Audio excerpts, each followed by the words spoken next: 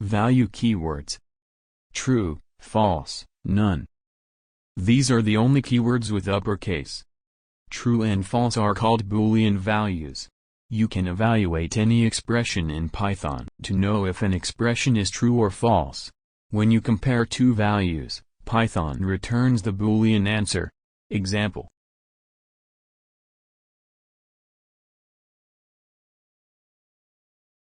In if statement, it print output based on whether the condition is true or false. Example.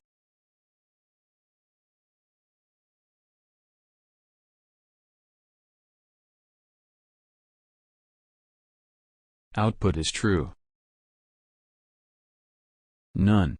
None is the default return value for Python functions and methods. If your code fails to evaluate a valid return statement, and it does not raise any exception, then it will return none. Example.